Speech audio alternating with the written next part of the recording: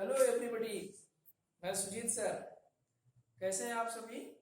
एक बार पुनः मैं अपने वीडियो के साथ आपके पास फेडरलिज्म की लास्ट वीडियो पार्ट 5। इस वीडियो में हम देखेंगे decentralisation of powers in India. पहले वीडियो में हमने फेडरलिज्म को देखा, फिर इसके बाद मीनिंग देखा, फीचर्स ऑफ फेडरलिज्म देखा, फिर पावर्स का या फेडरलिज्म कैसे होल्डिंग टुगेदर, कमिंग टुगेदर के रूप में पूरे वर्ल्ड में एग्जिस्ट किया, कैसे डेमोक्रेसी को स्ट्रांग किया। एंड देन हमने ये देखा कि भारत में जो यूनियन लिस्ट है, स्टेट लिस्ट है, कंट्रेंट लिस्ट है, किस सब्जेक्ट पर कौन से कानून राज्य सरकार के अंतर्गत आते हैं, किसमें केंद्र सरकार कानून बना सकता है, किसमें दोनों कानून बना सकते हैं। और फिर उसके फीचर्स को देखा।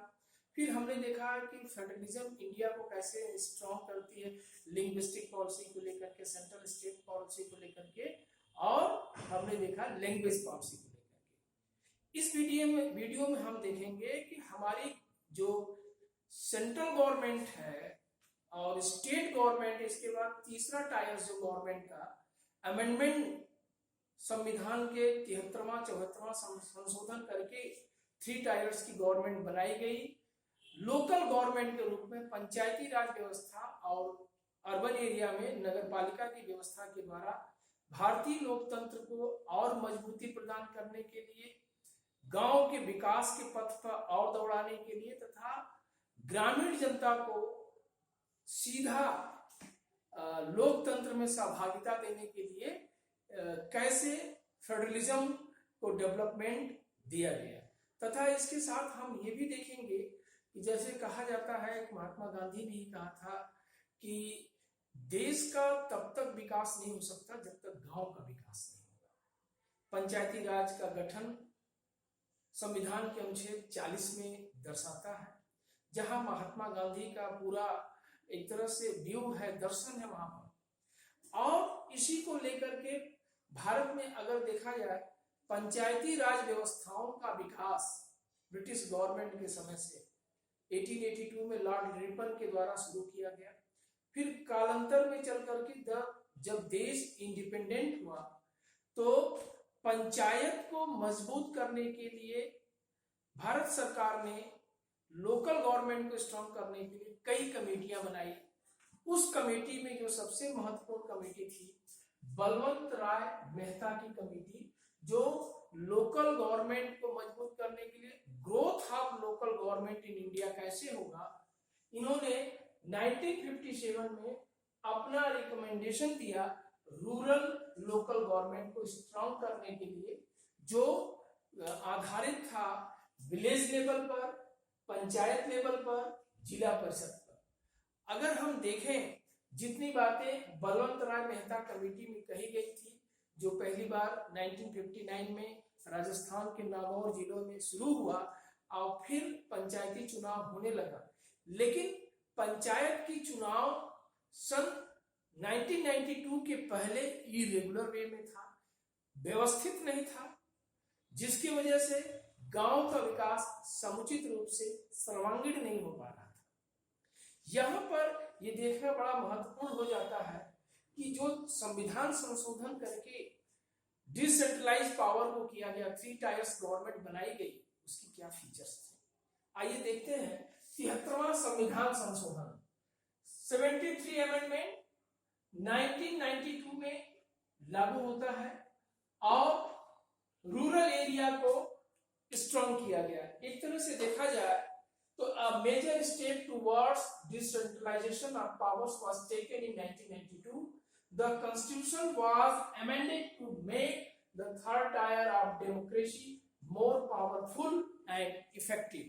And 74 amendment in urban area, it means नगर पालिका इंस्टीट्यूट, जिसको म्यूनिसिपैलिटी भी कहते हैं, मजबूत करने के लिए, पंचायती व्यवस्था के लिए 73वां संविधान संशोधन और शहरी अर्बन व्यवस्था के लिए 74वां संविधान संशोधन संविधान में करके संविधान के शेड्यूल अनुसूची 11 में इसको दर्जा प्रदान किया गया। संविधान की 12 अनुसूचियां भी हैं। उन अनुसूचियों में 11वां अनुसूची जो 11th अनुसूची है, वो सीधा लोकल गवर्नमेंट के संदर्भ में व्यवस्थित व्यापक अपना फोकस करती है। यहां पर रूरल एरिया पंचायती राज व्यवस्था में 29 सब्जेक्ट जोड़े गए जो आर्टिकल 243 में वर्णन है। नगर पालिका में आर्टिकल 243 है लेकिन सब्जेक्ट 18 तक है।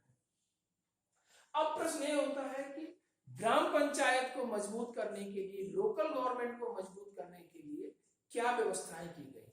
जैसे सेंट्रल गवर्नमेंट की हमने वर्क देखा, स्टेट गवर्नमेंट का हमने वर्क देखा, यहाँ पर लोकल गवर्नमेंट को मजबूत करने के लिए silent features of the act to provide a 3 tier government. पहला सबसे बड़ी बात है 3 टायर गवर्नमेंट्स अर्थात central government, state government, then local government to hold panchayat election regularly every 5 years. 5 वर्षों में चुनाव रेगुलर होने चाहिए। जैसे राज्य की विधानसभाओं के चुनाव 5 वर्ष में होते हैं, लोकसभा के चुनाव 5 वर्ष में होते हैं, ये भी रेगुलर कर दिया गया संवैधानिक संशोधन के द्वारा। और गांव के लोगों को जोड़ने के लिए, खास तौर से महिला तबका को जोड़ने के लिए, एससी एसटी को जोड़ने के लिए, शेड्यूल कास्ट और शेड्यूल ट्राइब्स को, भारत में बच्चों शेड्यूल कास्ट की लगभग 16.2% टोटल आबादी में संख्या, 16.2% पॉपुलेशन इन शेड्यूल कास्ट और लगभग 8% की आबादी शेड्यूल ट्राइब्स की है। इतनी बड़ी आबादी पूरे देश में है, इनको पंचायत व्यवस्था से और नगर पालिका की व्यवस्था से जोड़ने के लिए और महिलाओं को जोड़ने के लिए, खास तौर से जैसे कि वुमेन्स एम्पावरमेंट को मजबूत करना, महिलाओं की सहभागिता बढ़ाने से और मजबूती मिली। 33% का रिजर्वेशन दिया गया। ध्यान दीजिएगा, ये लोकल गवर्नमेंट में 33% रिजर्वेशन की बात हो रही है, न कि लोकसभा या राज्य की विधानसभाओं के संदर्भ में। एकदम बिल्कुल क्लियर है, 33% रिजर्वेशन महिलाओं को लोकल गवर्नमेंट में, एससी एसटी को लोकल गवर्नमेंट में प्रदान किया गया। अब इनका जो फंक्शन है, जो वर्क है, एक प्लानिंग कमीशन जैसे पूरे देश में फाइनेंशियल मैटर को देखने के लिए बनाई गई है, उसी प्रकार स्टेट लेवल पर स्टेट प्लानिंग कमीशन बनाई गई है जो प्रत्येक गांव के विकास के लिए उसकी क्या वित्तीय जरूरतें हैं उसका गठन करके और उसकी जरूरतों को समझ करके फाइनेंशियल उपलब्धता सुलभ करेगी, जिससे गांव का विकास, चाहे सड़क का विकास हो, चाहे शिक्षा का विकास हो, चाहे स्वास्थ्य का विकास हो, एग्रीकल्चर का विकास हो, उन पर सही ढंग से ठोस कदम उठा करके आर्थिक गतिविधियों को मजबूत किया जा सके। इसके साथ rural government decentralisation of power के तहत इनके 3 लेवल्स बताएंगे। जिला परिषद, ये apex body in district, panchayat samiti अर्थात ब्लॉक लेवल पर ब्लॉक के प्रमुख को ब्लॉक लेवल के प्रमुख को ब्लॉक प्रमुख कहते हैं। अब ग्राम पंचायत विलेज से संबंधित है, जहां का मुखिया ग्राम प्रधान होता है। ग्राम पंचायत ग्राम सभा बनाई गई जो रेगुलर मीटिंग करेंगे और मीटिंग करने के बाद गांव के विकास के संदर्भ में एक मॉडल दिखाना, और जैसे गांव में सड़कों का विकास, स्कूल हॉस्पिटल है कि नहीं उसका विकास, इलेक्ट्रिक का विकास, बिजली। आज वास्तव में बच्चों गांव में 73वां संविधान संशोधन करने के बाद ही बहुत तेजी से जुड़ा है। जो गांव उजाले में आज दिख रहा है वो कभी 73वां संविधान संशोधन के पहले अंधेरे के साए में हमेशा डूबता नजर आता था।